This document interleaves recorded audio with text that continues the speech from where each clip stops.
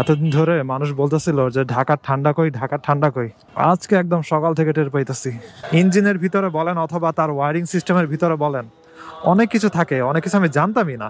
এবং যত শিখি তত মনে হয় যেন আরো শিখার বাকি আছে। এখন আমার হয়েছে ওই অবস্থা আর কি, হাত পুরা বরফ হয়ে গেছে, বরফ বরফ। যাই হোক, দেখেন কি চিপার ভিতরে ঢুকছে আমি। এখান দিয়ে একটা শর্টকাট মেরেও ওই বিশাল জ্যামটা আমি পার করে ফেলবো। ওই যে মানুষ দৌড়ায় যাইতেছে, গ্যাঞ্জাম লাগবে একটা আজকে। ওই যে আরো পোলাপান দৌড়ায় যাইতেছে। কিরে, এই শীতের মধ্যে মারামারি লাগবে নাকি?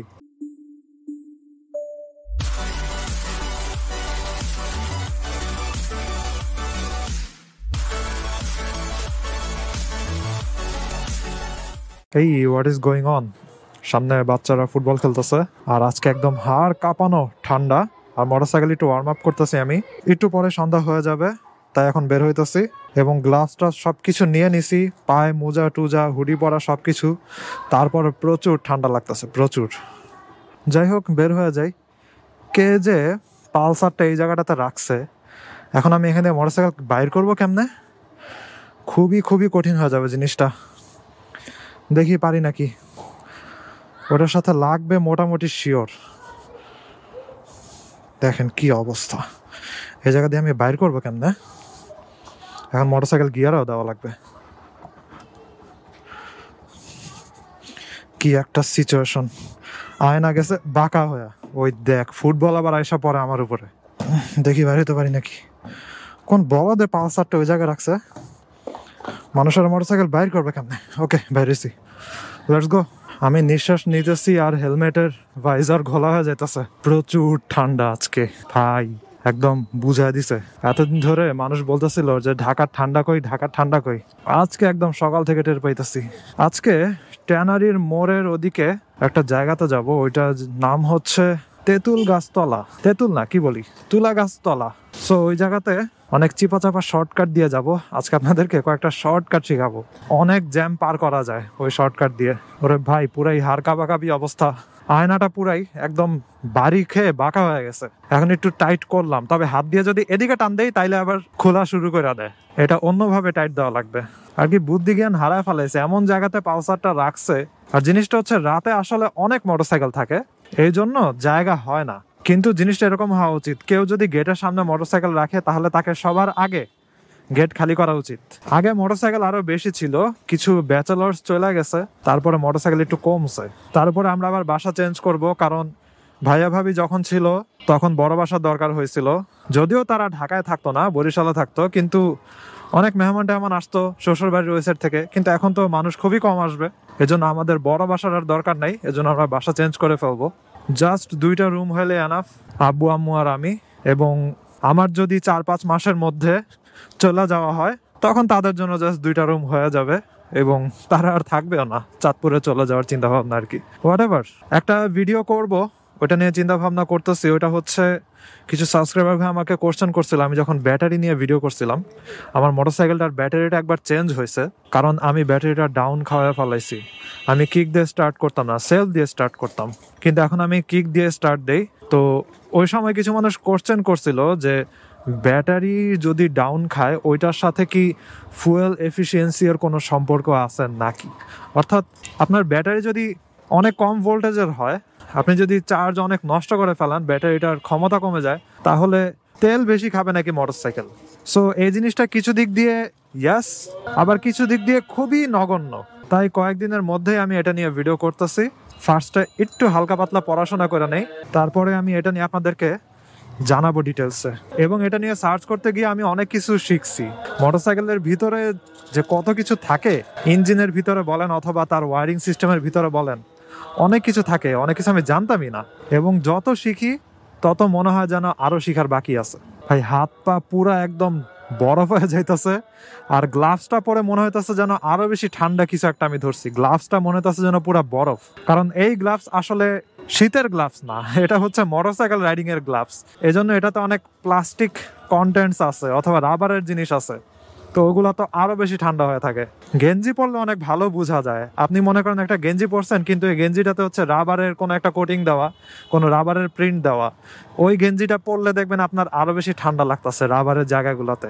এখন আমার হয়েছে ওই অবস্থা আর কি, হাত পুরা বরফ হয়ে গেছে, বরফ বরফ। যাই হোক, আই শুড অ্যাপোলোজাইজ দ্যাট আমি এরকম চিপা চাপা রাস্তাতে জ্যাম ট্যামের ভিতরে হচ্ছে ভিডিও করতেছি। কিছু করার নাই, যাওয়া লাগবে আমাকে আজকে এই রাস্তা দিয়েই, এবং তারপরেই তো পুরো অন্ধকার হয়ে যাবে, এবং অন্ধকারের ভিতরে ভিডিও করতেও ভালো লাগে না, ভিডিও দেখতেও ভালো লাগে না। তাই দিনের আলো থাকতে থাকতে রেকর্ড করতে নেমে গেছি। আর আমি বাসায় আসবো আজকে হচ্ছে একদম রাত 11টার পরে। ওই সময় চিন্তা করেন আরো কত ঠান্ডা হবে। ব্যাটারি রিক্সা কোনো দেখেই না কেউ আসতেছে নাকি না আসতেছে। ডেইলি জীবনের ঝুঁকি নিয়ে রাইড করি আর কি। What ever, this is Bangladesh, আপনাকে এটা মেনে নিতে হবে। ওই যে মাঝে মধ্যে মানুষ বলতো ইউ হ্যাভ টু বুঝতে হবে, এরকম আর কি, ইউ হ্যাভ টু বুঝতে হবে ব্যাটারি রিক্সাগুলারে। গাড়ির পিছে গেলাম আটকায়া। ওকে, লেটস গো। জার্মানে যেটাকে বলে লোজ গেটস, জার্মান লার্নিং নিয়ে আমি কয়েকটা ভিডিও করব, কারণ আমার নেক্সট পরীক্ষার ডেট মোস্ট প্রবাবলি মার্চে। ওটা হচ্ছে A2 লেভেলের পরীক্ষা। A2 লেভেলের পরীক্ষা আমি ডিসেম্বরে দিব চিন্তা ভাবনা করে আর দেওয়া হয় নাই, কারণ ওই লেভেলের কনফিডেন্স আমার আসে নাই যে আমি আসলেই পরীক্ষায় পাশ করতে পারবো কিনা। যাই হোক, ভালো মতো প্রিপারেশন নিয়ে মার্চে ওই পরীক্ষাটা দিব, এবং খুব কম সময়ের মধ্যে অনেকগুলা কাজ সারতে হবে। লাইফে টাইমও খুবই কম, সময়ের অনেক দরকার, প্রিপারেশনের অনেক দরকার, টাকারও অনেক দরকার। কিছুই করা যাইতেছে না। এই রে লাগছে রে আবার আরেক জ্যাম। এখন কি করা যায়? আমি তো যাব হচ্ছে ডানের গলিতে। কোনোভাবে কি ডানের গলিতে ঢুকা যাবে? ঢুকা কি সম্ভব? নট এই ডানের গলি, দ্য নেক্সট ডানের গলি। আমি জানি না আমার ক্যামেরা ঘোলা হয়ে গেছে নাকি, কারণ আমার হেলমেটের ভাইজার খুবই ঘোলা হয়ে গেছে কুয়াশার কারণে। ওকে, লেটস গো লেটস গো। ডানে ঢুকা লাগবে, তারপরে দেখবেন আমি কি কি চিপা চাপা দিয়ে যাই। কিন্তু হাত এত বরফ হয়ে গেছে, ট্রাফিকের ভিতরে মোটরসাইকেল কন্ট্রোল করতে অনেক বেগ পেতে হতেছে।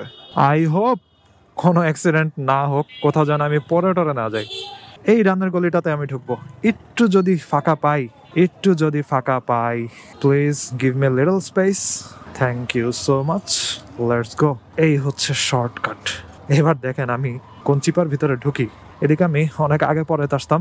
নাহিদ নামের স্টুডেন্ট ছিল, ও কিছুদিন আগে আমার ভিডিওতে হঠাৎ করে কমেন্ট করছে যে ভাই আপনি। ও কেমনে কেমনে যেন আমার ভিডিও পাইছে, তো ভিডিওর ভিতরে হচ্ছে আমার ভয়েস শুনে বুঝে ফেলছে এটা আমি তো পুরাই অবাক, how did you find me. যাই হোক, দেখেন কি চিপার ভিতরে ঢুকছে আমি।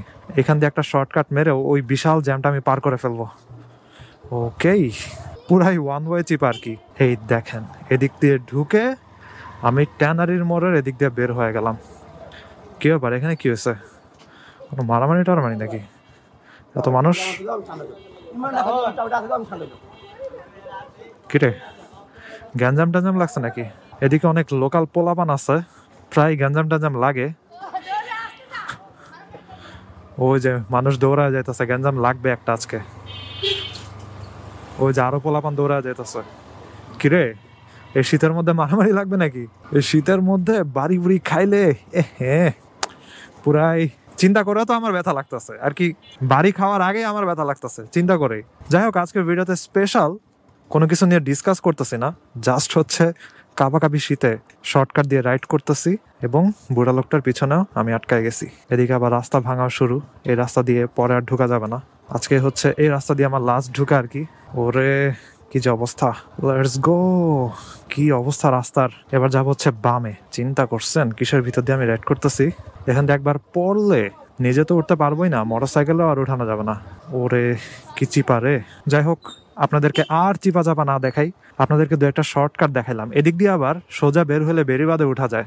এদিকে একটা বাজার আছে, বউ বাজার বলে মনে হয়, ওই বাজারটা দিয়ে উঠা যায় আর কি। যাই হোক, আজকে ভিডিও এখানে শেষ করে, I hope you guys like this video and if you are watching for the first time you can kindly subscribe. তো see you next time, সবাই ভালো থাকেন, সাবধানে রাইড করেন, টাটা।